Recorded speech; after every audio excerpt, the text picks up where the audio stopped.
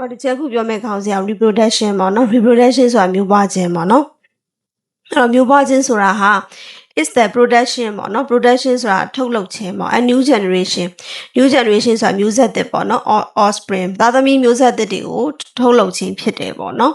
ဒီတုံးလေးတွေက off ပါဒီချက်ပြောနေကြအတိုင်းပါပဲဒီတုံးလေးတွေက off ကိုပြောတာပေါ့နော်ဒီအပေါင်းလေးဆိုရင် and ကိုပြောတာပေါ့နော်ဟုတ်ပြီးတော့ဒီကြောင်းပြန်ပြောမယ် reproduction မျိုးပွားခြင်းဆိုတာ is the production ပေါ့ထုတ်လုပ်ခြင်းဆိုတာမျိုးပွားခြင်းဆိုတဲ့နေရာမှာမွေးဖွားခြင်းလို့ပြောရမှာပေါ့နော် production ဆိုတာမွေးဖွားခြင်း a new generation ပေါ့နော်မျိုးဆက်သစ်တွေကိုမွေးဖွားခြင်း or offspring သားသမီးမျိုးဆက်သစ်တွေကိုမွေးဖွားခြင်းကို reproduction မျိုးပွားခြင်းလို့ခေါ်တယ်ပေါ့နော်reproduction is the production of a new generation of offspring ပေါ့နော်ဘယ်လိုဆိုမလဲဆိုတော့ reproduction is the production of a new generation of offspring reproduction is the production of a new generation of offspring ပေါ့နော်two type of the two type of reproduction reproduction ကိုဒီချက်ဒီမှာဒီအနီလေးအာပဲရေးလိုက်တော့တယ်မြင်လို့ရှိရင် reproduction ပေါ့နော်the two type of reproduction နော်reproduction အမျိုးအစား2မျိုးရှိရမျိုးပွားခြင်း2မျိုးရှိရအဲ့ဒါဘာလဲဆိုတော့ဒီအကွက်ကလေး2ကွက်ပေါ့နော်လဲက n နဲ့ဆက်မယ် asexual reproduction and sexual reproduction asexual reproduction ဆိုတာလိင်မဲ့မျိုးပွားခြင်းနဲ့ sexual reproduction ဆိုတာလိင်ရှိမျိုးပွားခြင်းပေါ့နော်လိင်မဲ့မျိုးပွားခြင်းဆိုရင်သူကဖိုးမပေါင်းဆက်ခြင်းမရှိဘဲနဲ့မျိုးပွားတာလိင်ရှိမျိုးပွားခြင်းကကြတော့ဖိုးမပေါင်းဆက်ပြီးတော့မျိုးပွားတာပေါ့နော်အဲ့တော့ဒုတိယအကြောင်းကကြတော့ the two type of reproduction မျိုးပွားခြင်းပုံစံ2မျိုးစားရှိတယ်အဲ့ဒါက asexual reproduction လိင်မဲ့မျိုးပွားခြင်းနဲ့ and sexual reproduction လိင်ရှိမျိုးပွားခြင်းတို့ဖြစ်တယ်ပေါ့နော်The two type of reproduction are asexual reproduction and sexual reproduction. The two type of reproduction are asexual reproduction and sexual reproduction. The two type of reproduction are asexual reproduction and sexual reproduction.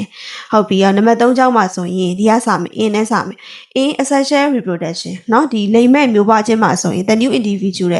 ဒီတရဝအသစ်ပေါ့เนาะတရဝအသစ်ဆိုတာတက်ရှိအသစ်ပေါ့တက်ရှိအသစ်ကိုထုတ်လုပ်တယ် may be produce မွေးဖွားတယ်ပေါ့เนาะ by a part of the O1ဘိုင်းပါဆိုတာအစိတ်ပိုင်းပေါ့နော် of the O1 ဆိုတာဒီတက်ရှိအဟောင်းရဲ့ခန္ဓာကိုယ်အစိတ်ပိုင်းတစ်ခုကနေပြီးတော့ထုတ်လုပ်လိုက်တယ်ခန္ဓာပေါ့တက်ရှိအစ်စ်ကိုထုတ်လုပ်လိုက်တယ်ပေါ့နော်ပြောချင်တာကတက်ရှိအဟောင်းကအဲ့လိုနှစ်ပိုင်းကွဲတာပဲဖြစ်ဖြစ်အပိုင်းပြတ်ထွက်တာပဲဖြစ်ဖြစ်အဲ့လိုပြတ်ထွက်သွားတဲ့အပိုင်းလေးတစ်ပိုင်းစီကနေတရဝါတကောင်ဖြစ်ပြန်လဲခွင့်ပြုနိုင်တယ်အပင်ဆိုလို့ရှိရင်လည်းအာလူရဲ့မျက်စံလေးကနေပြီးတော့နောက်ထပ်အပင်တစ်ပင်ထွက်နိုင်တယ်ဆိုတော့ဒီအဟောင်းရဲ့ဒီတက်ရှိအဟောင်းရဲ့ခန္ဓာကိုယ်အစိတ်ပိုင်းတစ်ခုကနေပြီးတော့နောက်ထပ်အဲ့ဒီတက်ရှိအတိုင်းဒီအစ်အပြည့်ကိုပြန်ပြီးတော့ထုတ်နိုင်တယ်အဲ့ဒါ sexual reproduction လိင်မဲ့ပေါ့နော်လိင်ဆဲတွေပေါင်းဆက်ခြင်းမရှိဘူးခိုးဆဲမဆဲတွေပေါင်းဆက်ခြင်းမရှိဘဲနဲ့မျိုးပွားတာပေါ့နော်တရဝအဟောင်းကဓမ္မမို့တက်ရှိအဟောင်းအပိုင်းပြတ်ထွက်သွားမယ်တစ်ပိုင်းစီကနေတရဝတကောင်ကနေပြီးတော့9ကောင်ပွားရင်ပွားမယ်10ကောင်ပွားရင်ပွားမယ်အပိုင်းပြတ်ထွက်ပြီးတော့အစ်စ်တွေပြန်ပြီးတော့ဖြစ်တာပေါ့နော်အဲ့တော့ in asexual reproduction လိင်မဲ့မျိုးပွားခြင်းမှာဆိုရင် the new individual တက်ရှိတဲ့ကို may be produce ထုတ်လုပ်မယ် by a part of the O1 အဟောင်းရဲ့အစိတ်ပိုင်းတစ်ခုကနေထုတ်လုပ်မယ်တဲ့နော်အဲ့တော့ in asexual reproduction the new individual may be produced by a part of the O1 နော် In asexual reproduction the new individual may be produced by a part of the O1 နော်လို့ဆိုမလဲ in asexual reproduction the new individual may be produced by a part of the O1 နော် there is only one parent organism needed for AR ဆိုတာ asexual reproduction ကိုပြောတာနော်လိင်မဲ့မျိုးပွားခြင်းအတွက်ဆိုရင်နော်လိင်မဲ့မျိုးပွားခြင်းအတွက်ဆိုရင် only one တစ်ခုသာလေ parent organism ဆိုတာတက်ရှိမိဘတက်ရှိတစ်ခုသာနေလို့တယ်ဖိုးဆဲမာဆဲတွေပေါင်းဆက်ဖို့အဖေလို့တယ်မေလို့တယ်လူဆိုလို့ရှိရင်လူသားမျိုးသားနဲ့မျိုးသမီးလို့တယ်ဒီမှာကြောင်ဆိုရင်ကြောင်ထီးနဲ့ကြောင်မလို့တယ်ပေါ့နော်ဒီမှာကျတော့အဲ့လိုမျိုးမဟုတ်ဘူးသူကတကောင်ကနေအကောင်ပွားတာဆိုဖြစ်တဲ့အတွက်အပင်ဆိုလဲတစ်ပိုင်းကနေအပိုင်းပြန်ပြီးအပင်တစ်တွေပြန်ပေါက်တာဖြစ်တဲ့အတွက်ကြောင့်မလို့ only one parent organism တက်ရှိနော်မိဘတက်ရှိ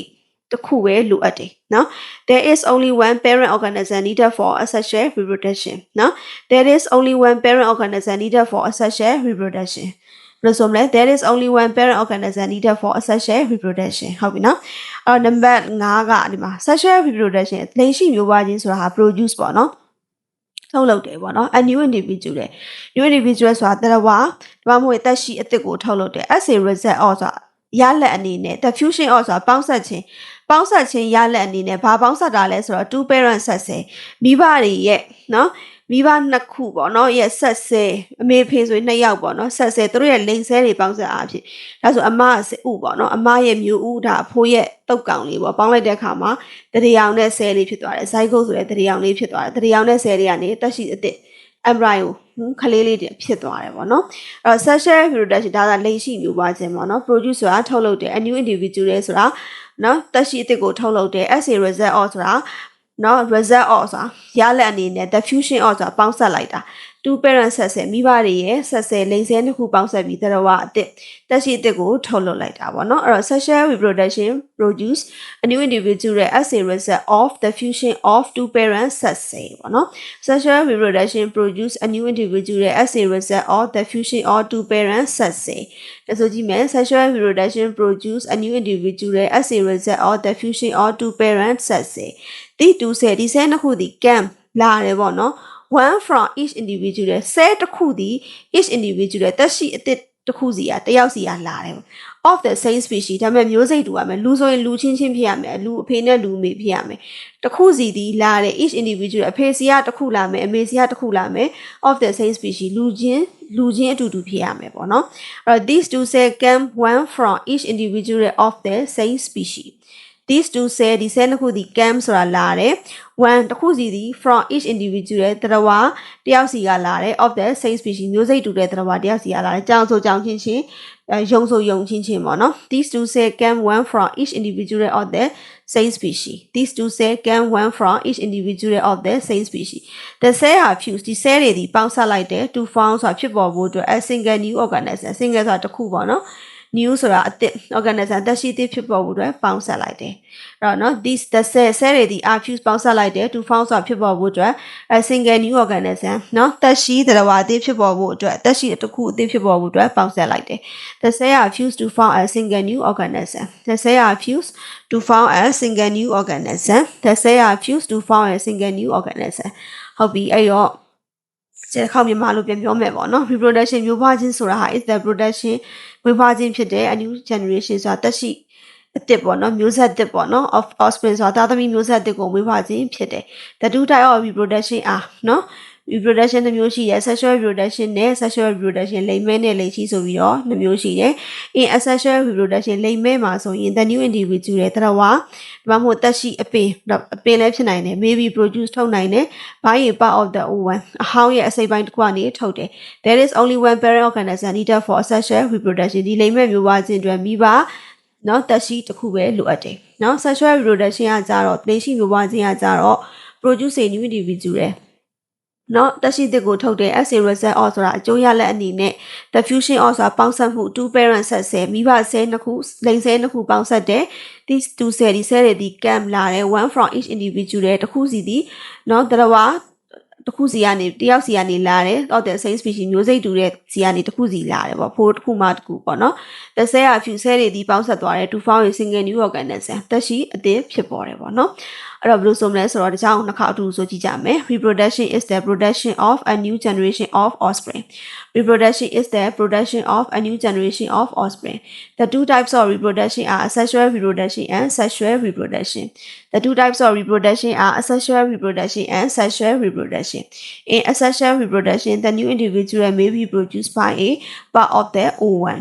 in asexual reproduction the new individual may be produced by a part of the ovum there is only one parent organism needed for asexual reproduction. There is only one parent organism needed for asexual reproduction. Sexual reproduction produces a new individual as a result of the fusion of two parent cells. Sexual reproduction produces a new individual as a result of the fusion of two parent cells.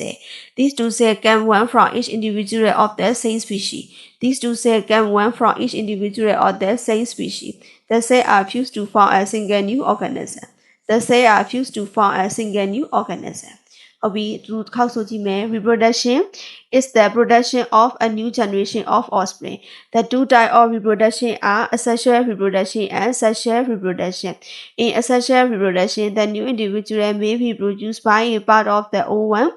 There is only one parent organism needed for sexual reproduction. Sexual reproduction produces a new individual as a result of the fusion of two parent sex cells. The two cells can one from each individual of the same species. The cells are fused to form a single new organism. အားလုံးရမယ်လို့ထင်ပါတယ်။